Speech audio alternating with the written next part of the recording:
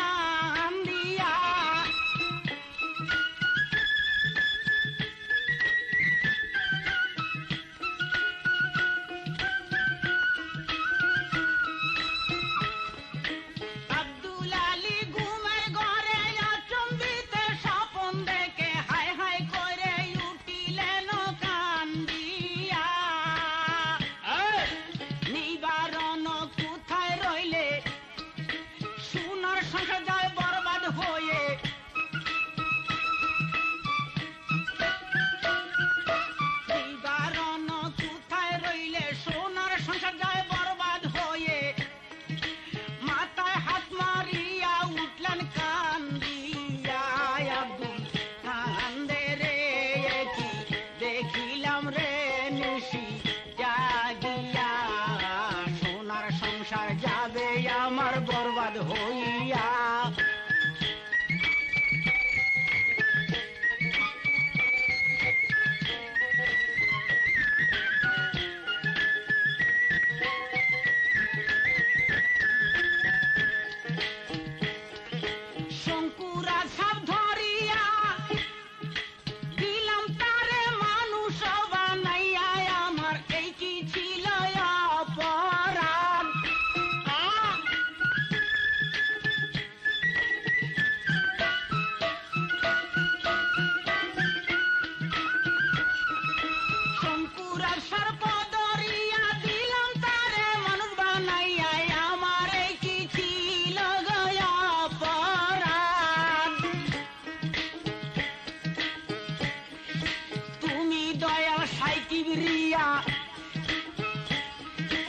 আমায় দাও ক্ষমা করিয়া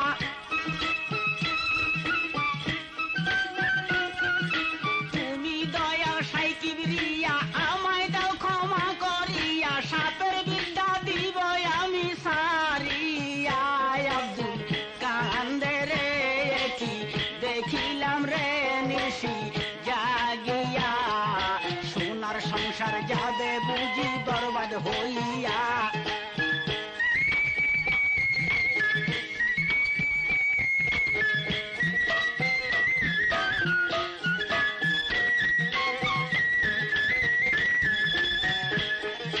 শঙ্কুরাজে সাপকে দিল মানুষ বানাইয়া ছাড়লো নাগনাগিনী গেল বিষম গুসা হইয়া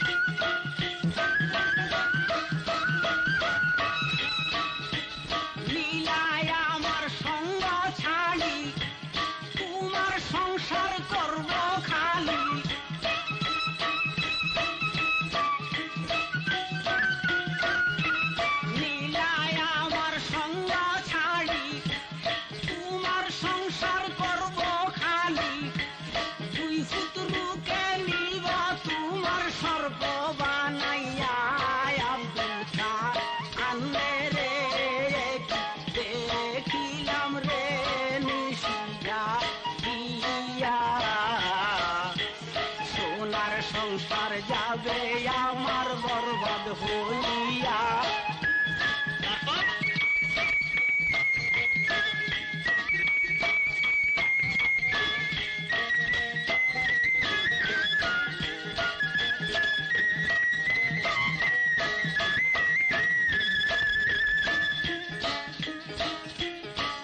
নিবারণ জাগিয়া বলে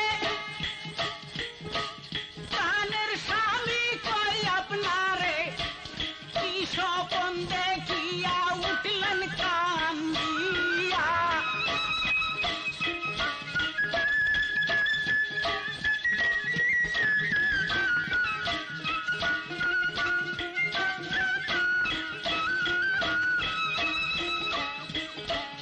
আহা সতী নিবারণ, কে বুঝবে মোর মনের বেদন।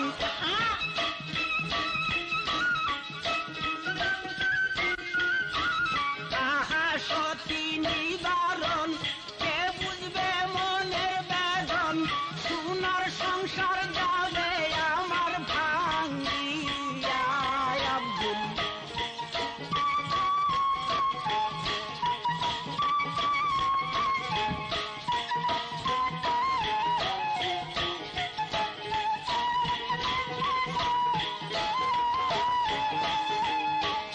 বলছেন, শুনো সতী নিবারণ, তোমারে যাই কইয়া এই যে শঙ্কুরাজ সর্পকে ধরে দিয়েছিলাম আমি মানুষ বানাইয়া, এখন কাল নাগিনী আমার উপর গেল বিষম গুসা হইয়া, বলে তোমার সোনার সংসার আমি দিব বরবাদ করিয়া।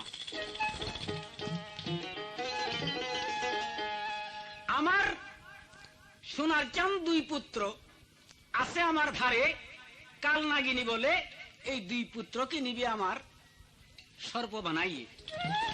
শঙ্কুরাজ তার সঙ্গী ছিল, কাল নাগিনী গেল তারে কইয়া, এখন মানুষ বানাইয়া দেওয়ার ফলে আমার দুই পুত্রকে সর্প বানাই নিবে তার সঙ্গী করিয়া। নিবারণ কয় প্রাণের স্বামী পায় দরিয়া বলছি আমি।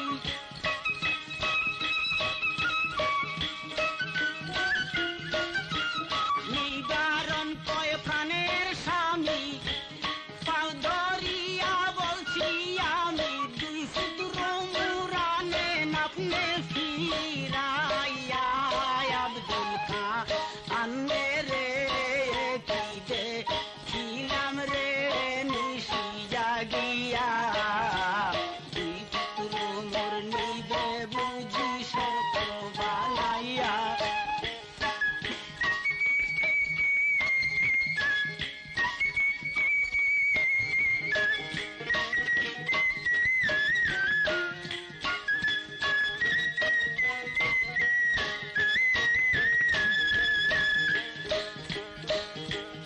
আব্দুল আলী করে ফরিয়াদ, ওহে প্রভু পাকজাত, তুমি দয়াল সাই কিবরিয়া।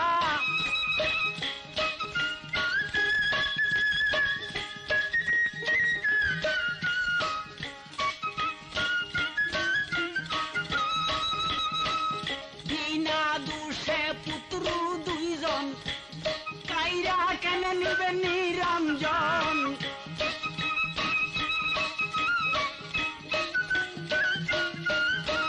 বিনা দোষে পুত্র দুইজন, কেন নিবে তুমি নিরঞ্জন।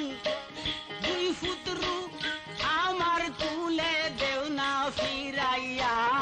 আব্দুল কান্দে রে কি দে খিলাম রে নিশি জাগিয়া। সোনার সংসার যাবে আমার বরবাদ হইয়া।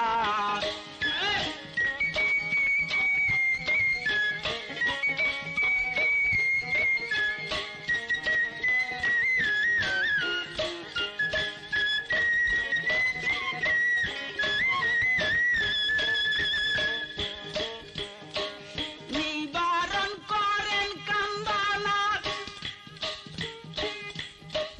ক্ষমা করো সাইরা বানা।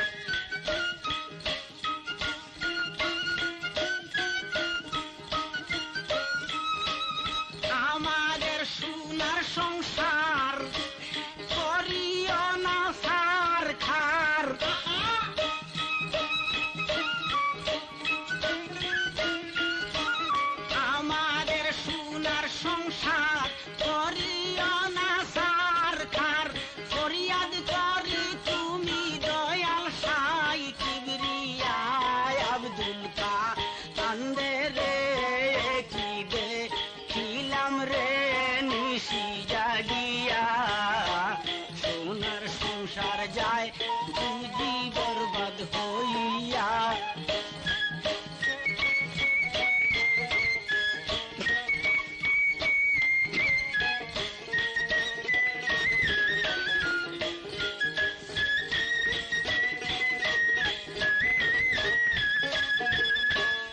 এইভাবে দিনের পর দিন যায়, মাস কয়েক ফুরাইয়া যায়। আব্দুল আলীর মনে শান্তি নাই, দিবানিশি কান্দন করে আল্লাহরই দরগায়।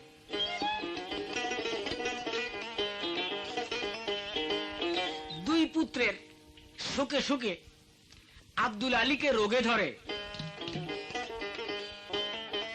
এখন কি করি উপায়? দুই পুত্র এক কন্যা, তাকে দিলেন সাইর আব্বানা। মামুন আর কায়ুম দুই ছেলের নাম রাখিলেন দরায় রাহেলা কন্যার নাম। শুনেন মিয়া ভাই, এক রাত্র নিবারণ কি করিল, দুই পুত্রকে দুই পাশে নিয়া শুয়া নিদ্রা যায়। আচম্বিতে ঘুম ভাঙ্গিয়া অমনি দেখতে পায় দুই পুত্র সর্প হইয়া অঙ্গেতে রইল জড়াইয়া, নিবারণ উঠল কান্দিয়া।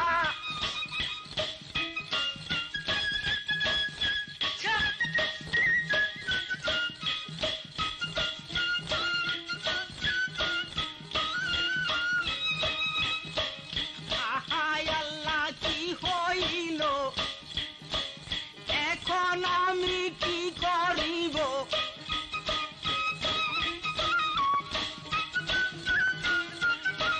কোথায় যাব পুত্র দুইজনকে লইয়া? আব্দুল কান্দে রে কি হইল রে নিশি জাগিয়া, সোনার সংসার যা বুঝি বরবাদ হইয়া।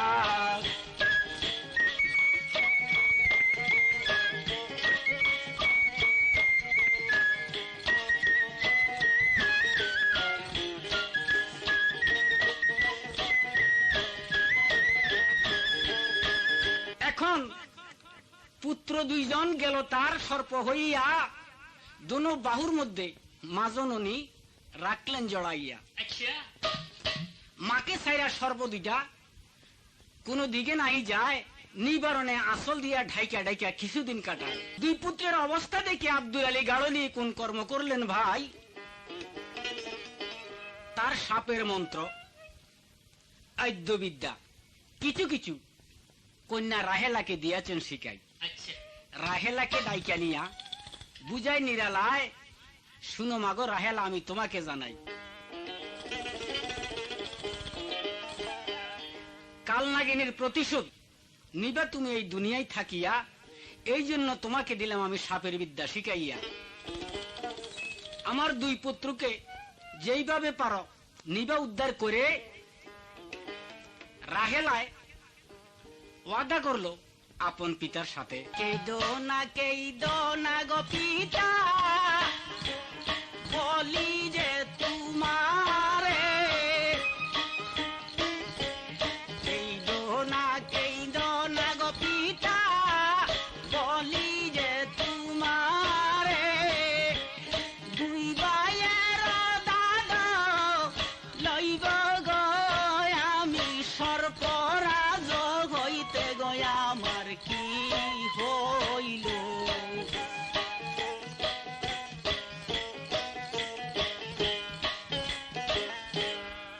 এইভাবে কয়েকদিন যখন গেল গত হইয়া, হঠাৎ করে আব্দুল আলী গিয়েছেন মরিয়া।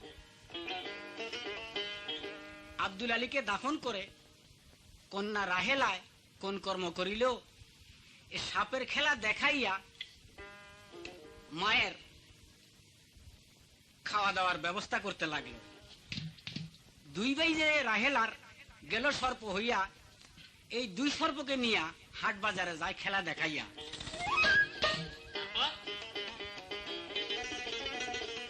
একদিন সেই সর্প যখন খেলা দেখাইতেছিল, এক গৃহস্থের পোলা আইসা সাপের গায়ের মধ্যে অমনি পাড়া দিল।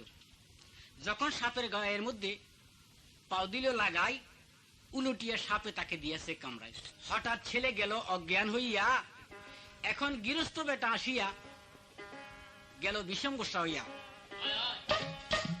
বলে শুনো গো রাহেলা, তোমাকে জানাই শীঘ্র শীঘ্র এই দেশ ত্যাগ করো, এই দেশে তোমাদের জায়গা নাই।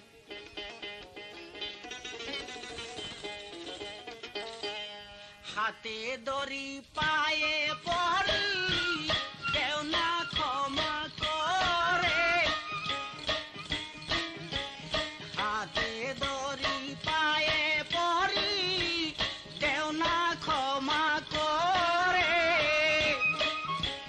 যেইভাবেতে পারি তোমার গো পুত্র দিব ভালো কইরে গো, আমার কি হবে।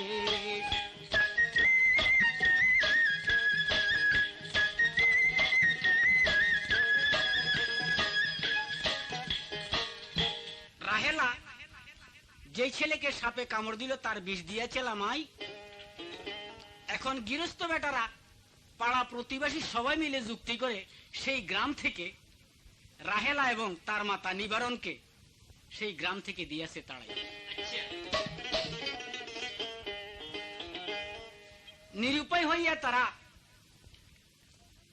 দেশ ত্যাগ করে চলে যায়। এক জঙ্গলাতে গিয়া তারা কোন রকম ঝাড় ঝুপ দিয়া এটা বাসায় নিয়ে আসে টাঙ্গাই।